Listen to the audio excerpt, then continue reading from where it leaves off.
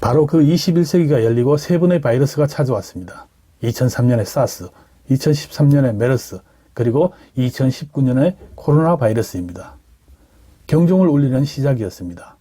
점점 진화하며 가장 강력하게 찾아온 바이러스입니다. 아직은 이 바이러스가 세상을 망하게 하진 않을지라도 많은 희생과 혼란과 힘든 환경이란 메시지만큼은 확실히 전달해주고 있습니다. 지난 100년간 인류 사회의 급격한 팽창과 결속을 3년간의 코로나 바이러스가 혼돈으로 밀어넣었습니다.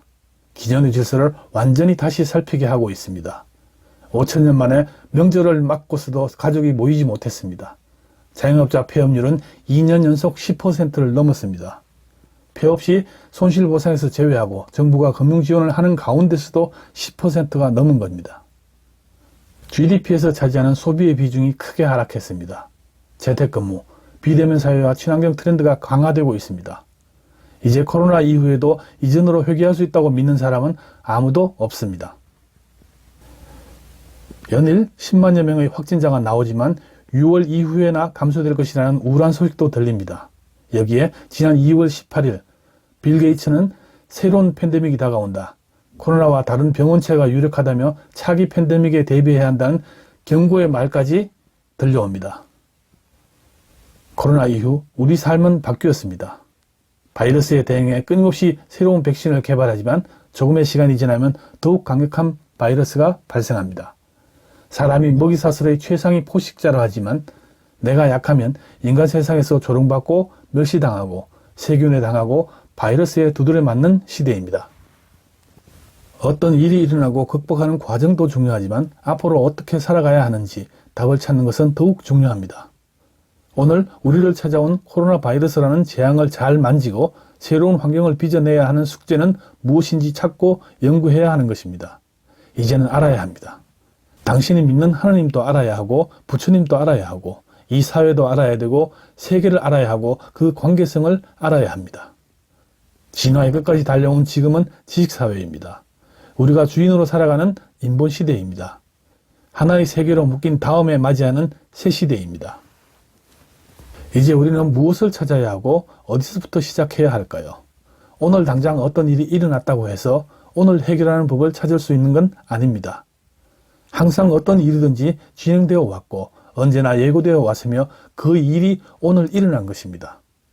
몰라서 아니면 알고도 외면하고 방치해서 노력을 하지 않은 만큼 밀려서 오늘 터진 겁니다.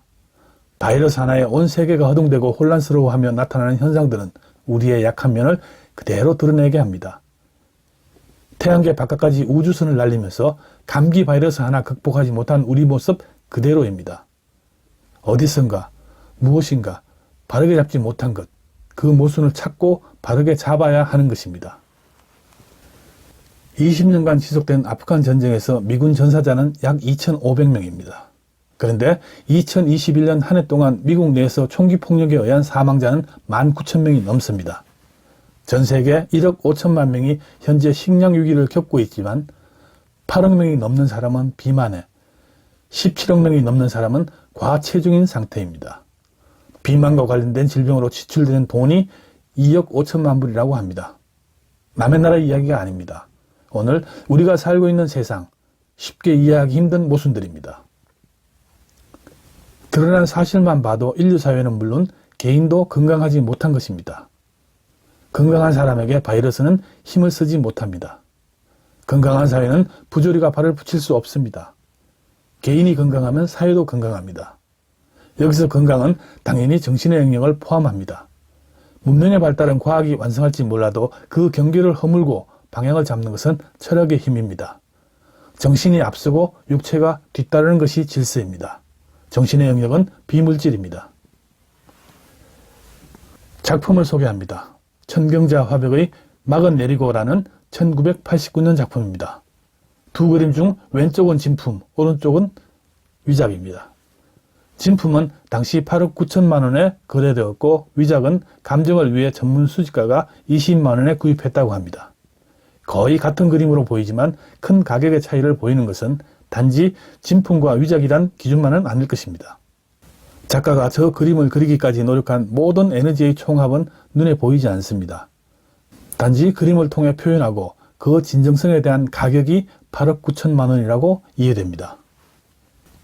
코로나 때문에 마스크를 쓰는 것이 일상화되었습니다.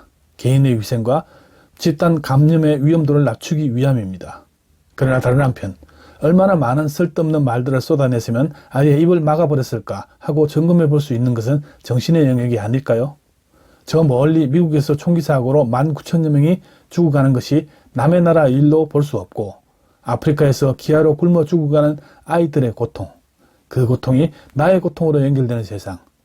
앞에 소개한 전 세계의 연결망을 나타낸 지도를 통해 기쁨과 고통으로 연결된 세상을 읽어내야 합니다. 비물질이 물질을 움직이게 합니다. 말은 보이지 않는 비물질이지만 최고의 에너지로 사람을 살릴 수도 죽일 수도 있습니다. 내가 답답하면 사회가 답답하고 내가 맑으면 세상도 맑습니다. 내 지갑에 든 돈만큼 소비할 수 있듯이 내가 살아온 환경의 에너지가 모여 세상에 나타납니다. 내 생각과 말과 행동으로 나타납니다. 너와 내가 주고받는 말들로 세상이 만들어지고 또 해체됩니다. 너와 내가 다름이 아닙니다. 내가 직접 백신을 만들 수 없는 분들이 대다수일 것입니다. 그러나 그 백신이 필요 없는 건강한 사회는 만들 수 있습니다. 남 탓하지 않는 것, 오늘 만나는 상대를 온전히 위하는 것, 말 한마디, 글 한 줄이라도 상대에게, 사회에게 도움이 되는 것들, 모두 우리가 할 수 있는 일들입니다. 널리 이롭게 해야 할 대상은 사람입니다. 사회가 아닙니다. 사람을 이롭게 하면 사회는, 세상은 저절로 이롭게 됩니다.